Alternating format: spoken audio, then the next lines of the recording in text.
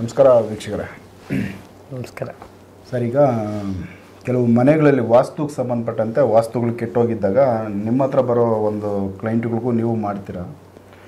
ವಾಸ್ತು ಚಕ್ರಗಳಿಗೆ ಸಂಬಂಧಪಟ್ಟಂತೆ ಕೆಲವೊಂದು ಚಕ್ರಗಳನ್ನ ಬಿಡಿಸಿ ಮನೆಗೆ ರಕ್ಷಣೆ ಮಾಡಿಕೊಡೋದು. ಸೊ ಇದು ಯಾವ ರೀತಿ ಒಂದು ವಾಸ್ತು ರಿಲೇಟೆಡ್ಡು ಆ ಚಕ್ರ ಮನೆಗೆ ಎಷ್ಟು ಒಂದು ರಕ್ಷಣೆ ಮಾಡಿಕೊಡುತ್ತೆ, ಈ ಚಕ್ರಗಳಿಗೆ ಸಂಬಂಧಪಟ್ಟಂತೆ ವಾಸ್ತು ದೋಷನ ನಿವಾರಣೆ ಮಾಡೋ ವಿಚಾರ. ನೀವು ಆಲ್ರೆಡಿ ಇದರಲ್ಲಿ ಒಂದಷ್ಟು ಮಾಡಿದ್ದೀರಲ್ಲ, ಇದು ಒಂದು ಅನುಭವ ಯಾವ ರೀತಿ ಇದನ್ನು ಮಾಡ್ತಾರೆ ಅನ್ನೋದ್ರ ಬಗ್ಗೆ ತಿಳಿಸಿ, ಅದು ರಕ್ಷಣೆ ಯಾವ ಥರ ಇರುತ್ತೆ ಅನ್ನೋದ್ರ ಬಗ್ಗೆ ತಿಳಿಸಿ. ಖಂಡಿತ. ಶ್ರೀ ಗುರುಭ್ಯೋ ನಮಃ. ಹರಿ ಓಂ. ಗುರು ಬ್ರಹ್ಮ ಗುರು ವಿಷ್ಣು ಗುರುದೇವೋ ಮಹೇಶ್ವರ ಗುರು ಸಾಕ್ಷಾತ್ ಪರಬ್ರಹ್ಮ ತಸ್ಮೈ ಶ್ರೀ ಗುರುವೇ ನಮಃ. ಈಗ ವಾಸ್ತು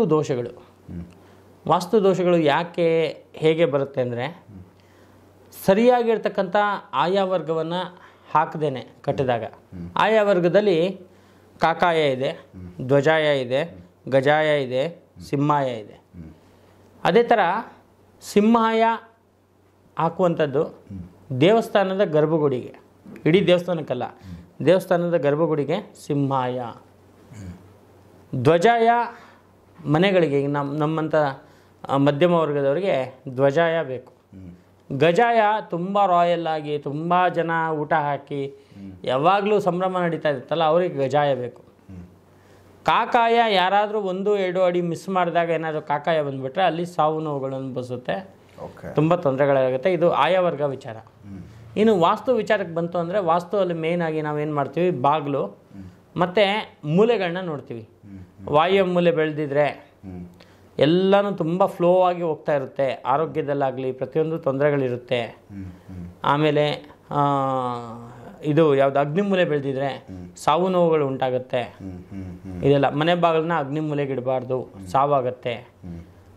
ಇನ್ನು ತುಂಬ ವಿಚಾರಗಳು ಇದೆ. ಇದೆಲ್ಲ ವಾಸ್ತುವಿಗೆ ಸಂಬಂಧಪಟ್ಟಿರ್ತಕ್ಕಂಥ ಮುಖ್ಯವಾಗಿರ್ತಕ್ಕಂಥ ವಿಚಾರಗಳು.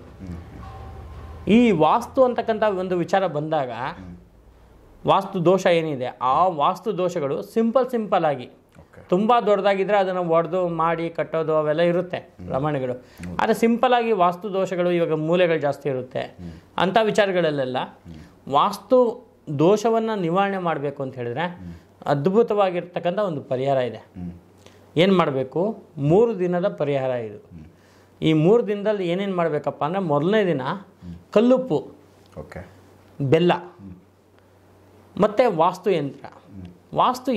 ಯಂತ್ರದ ವಿಚಾರಕ್ಕೆ ನಾವು ಬಂದಾಗ ಏನಾಗುತ್ತೆ, ಯಂತ್ರವನ್ನು ಯಾವಾಗಲೂ ಕೂಡ ಕೈಯಲ್ಲೇ ಬರಿಬೇಕು.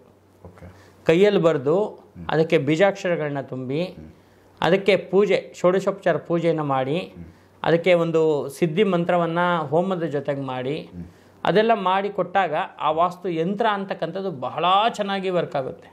ಯಂತ್ರದ್ದೇ ಒಂದು ದೊಡ್ಡ ಸಬ್ಜೆಕ್ಟ್ ಇದೆ, ಈಗ ಮುಂದಕ್ಕೆ ಹೇಳ್ತೀನಿ ನಾನು ಇದೇ ಎಪಿಸೋಡಲ್ಲೇ.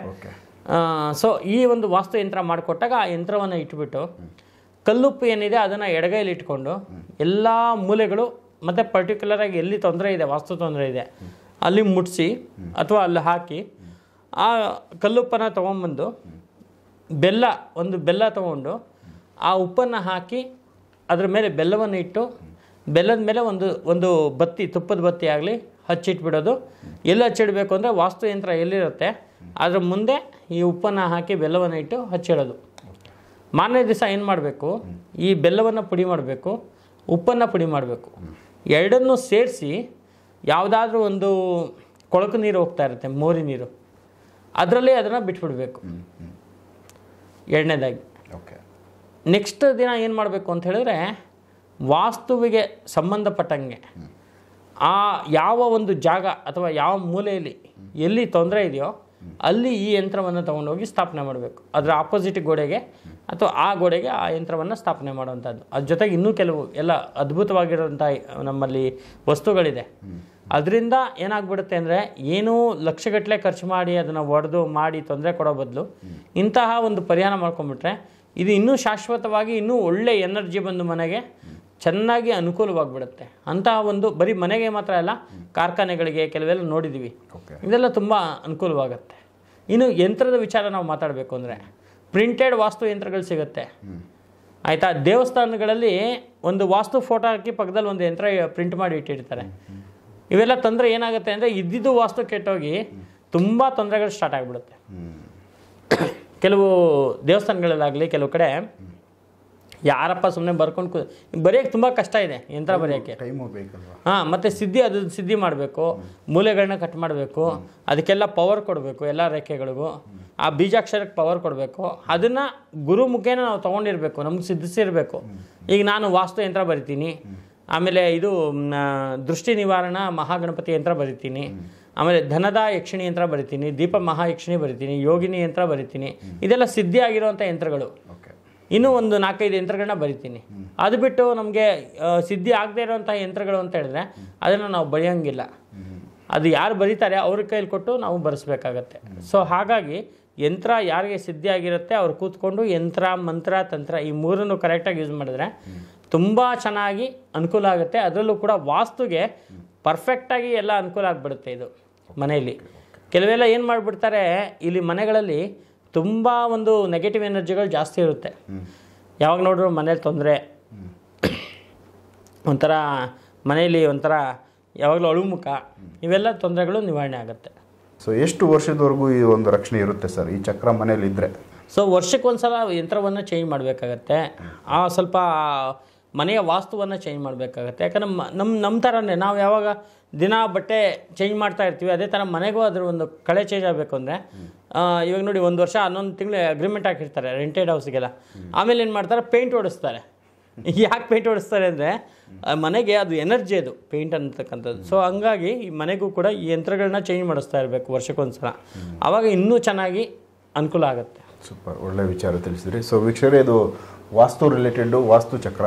ಇದು ಈ ಯಂತ್ರಗಳು ಮನೆಯಲ್ಲಿದ್ದಾಗ ಮನೆಯಲ್ಲಿ ಒಂದು ಪಾಸಿಟಿವ್ ಎನರ್ಜಿ, ನೆಗೆಟಿವ್ಗಳನ್ನ ದೂರ ಮಾಡೋದು, ಒಂದು ರಕ್ಷಣೆ ಕೊಡೋದು ಮನೆಯಲ್ಲಿ ವಾಸ ಮಾಡೋರಿಗೆ. ತುಂಬ ಒಳ್ಳೆ ವಿಚಾರ ಆಯಿತು. ಇದ್ರ ಬಗ್ಗೆ ಇನ್ನೂ ಏನಾದರೂ ಡೌಟ್ಸ್ ಇತ್ತಂದರೆ ನೀವು ಸಂತೋಷ್ ಭಟ್ರಿಗೆ ಫೋನ್ ಹಚ್ಚಿ ಅವ್ರ ಜೊತೆ ಮಾತಾಡ್ಬೋದು. ಸೊ ಅವ್ರ ಕಡೆಯಿಂದ ಸಂಪೂರ್ಣವಾದ ಒಂದು ಮಾಹಿತಿ ನಿಮಗೆ ತಲುಪುತ್ತೆ ಅಂತ ನಾವು ಭಾವಿಸ್ತೀವಿ. ನೆಕ್ಸ್ಟ್ ಇದೇ ಥರ ಸಣ್ಣ ಪುಟ್ಟ ವಿಚಾರಗಳನ್ನ ನಾನು ಎಪಿಸೋಡ್ಗಳ ಥರ ಅವ್ರ ಜೊತೆ ಮಾತಾಡ್ತಾ ಹೋಗ್ತೀನಿ. ಎಪಿಸೋಡ್ಗಳು ನೋಡ್ತಾ ಹೋಗಿ, ಯಾರಿಗೆ ಅವಶ್ಯಕತೆ ಇರುತ್ತೆ ಅವ್ರಿಗೆ ಈ ವಿಡಿಯೋಗಳನ್ನ ತಲುಪಿಸಿ ಅಂತ ಕೇಳ್ಕೊತೀವಿ. ನಮಸ್ಕಾರ.